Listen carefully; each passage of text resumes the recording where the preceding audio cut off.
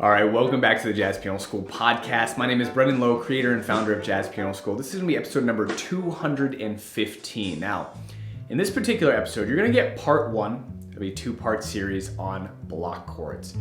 Now, block chords are an interesting thing because you go and you can learn about block chords in different places, and you think you got it, but guess what? Everyone plays block chords differently.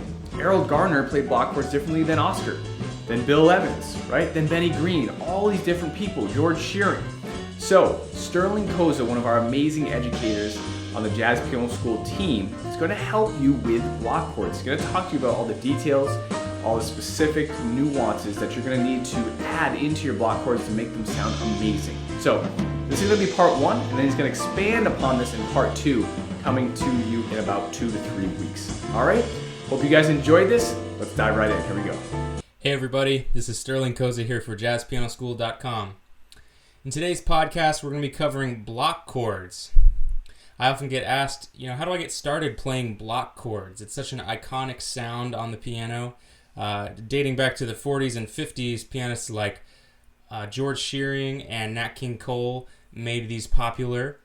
And it was also adopted by famous pianists like Oscar Peterson, who famously used it in his trio, especially in a lot of arrangements, as well as improvising. These great pianists could improvise with these block chord voicings, and the possibilities were really endless. So we're going to get into how to approach playing these chords for ourselves today.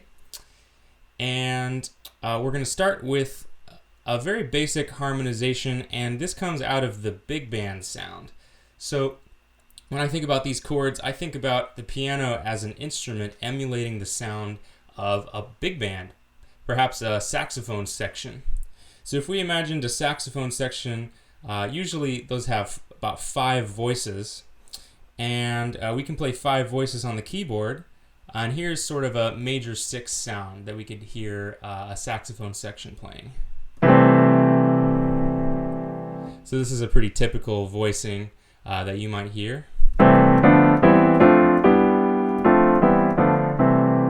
So what we want to do first is get used to this shape. So what we're going to do is take it through an octave of C major scale.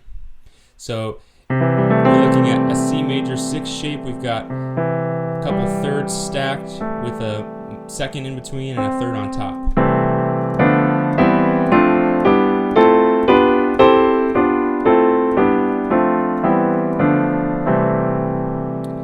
So again, this is just C major. We're using all the white notes here, translating this simple shape, 5-note shape, through a scale as if it were a horn section.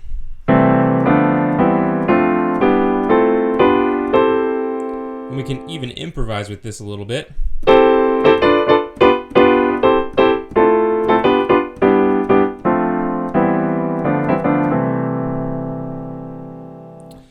We could even play a melody. If we were in the key of G, let's see.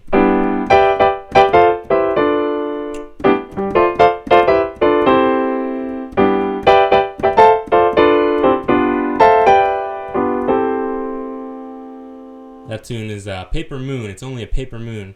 Key of C there. So that's our first strategy, is going to be playing this major 6 chord shape and taking it through the key.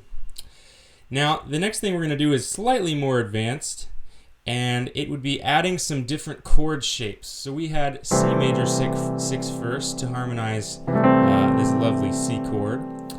And what we can start to add are some different chords within the key of C. So in the key of C, we've got C major.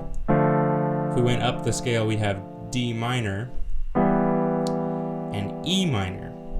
So those are the next 2 chords we're going to add. First we had C6, again a 5-note voicing.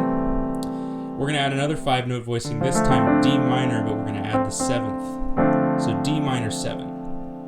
And you can practice these voicings by using inversions. Take the bottom note, put it on the top.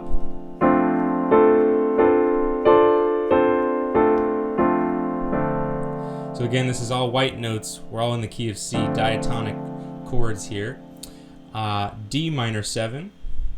And some people might notice this is very similar to F major 6. If we had an F on the bottom, those chords would be synonymous, right? We've got F major 6 and D minor 7. Same notes, just a different name.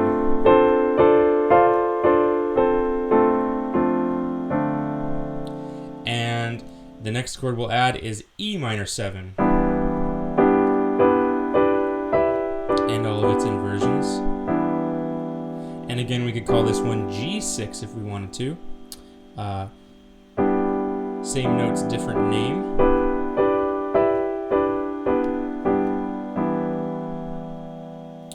So now, so far, we've got C major 6, D minor 7, and E minor 7. And we're going to use these chords in combination to harmonize this scale. Instead of before, we just had the same shape. We're going to harmonize this scale with those three chords. Here we go. C major 6, D minor 7, E minor 7, D minor 7, E minor 7, D minor 7, E minor 7, C6. So see how those chords alternate to make up the scale.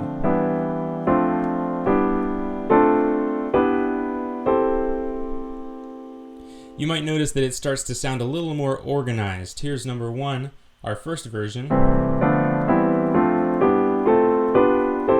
It sounds pretty good, but here's what happens when we add the chords.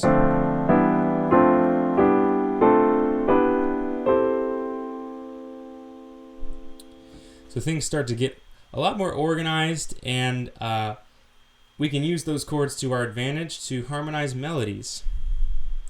Now I figured we'd take a look at a melody for the tune Polka Dots and Moonbeams. Now this tune is usually in the key of F, but for our purposes we're going to try it out in the key of C today. So it starts on a G. Let's take it up an octave actually.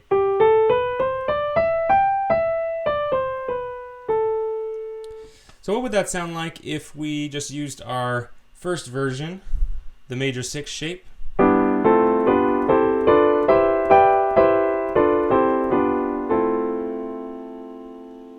And the second part of the melody.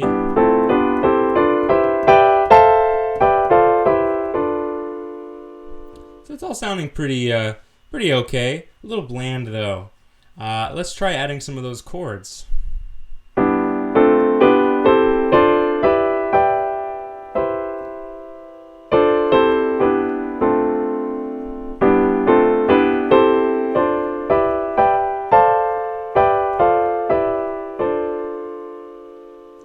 That's a little better. All right, so now we're starting to get into some of that Nat King Cole, George Shearing sound with these chords. Now, the third strategy I'm going to show you in this video is a harmonization that will really bring these voicings to life, and that is diminished passing chords. Now, diminished passing chords is a technique used by arrangers throughout the big band era. Anyone from Neil Hefti to Thad Jones, anyone from Count Basie or Ellington's band that did arranging, you'll hear these techniques all over the place. So diminished passing chords are any diminished seventh chord put in between two voicings. So if we had a couple inversions, we can just harmonize by putting diminished passing chords in between.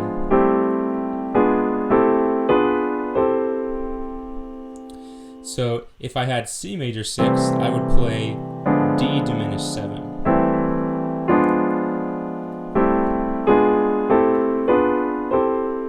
So this is a technique used to harmonize the major scale and add some color in between some of these chords.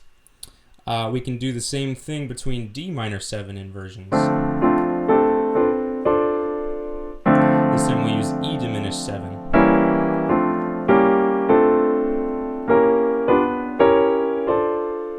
So there's a lot of passing chord options in there that can help bring our melodies to life. Now what we're going to do is try this melody polka dots and moonbeams again, except this time we're going to add some diminished passing chords. And just as a reminder, all of this information will be included in the PDF practice materials. So if you're feeling a little lost, never fear. There's a free download in the link in the description, and it will have all of these chords detailed for you to follow along with. So here's polka dots and moonbeams, and we're going to throw in some diminished passing chords. Check it out.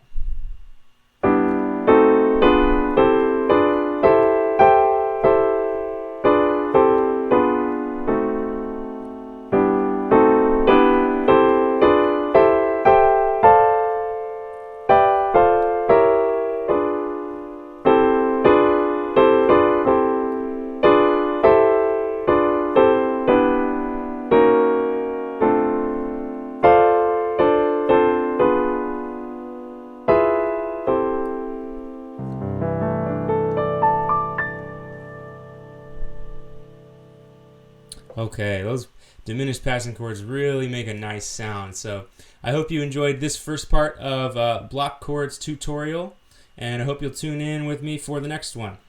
All right, well, I hope you guys enjoyed that episode. Definitely go ahead and subscribe down below because we release a new podcast lesson like the one you just saw every single Wednesday and a new lick of the week every single Monday. And definitely go to jazzpianoschool.com, check out all of our free education. And if you're looking to take an extra step further to get access to our 600 plus video Success Path curriculum, which is all sequential, all step-by-step to help you learn jazz piano, you can find more information on that. So I hope you have a fantastic day, and as always, happy practicing.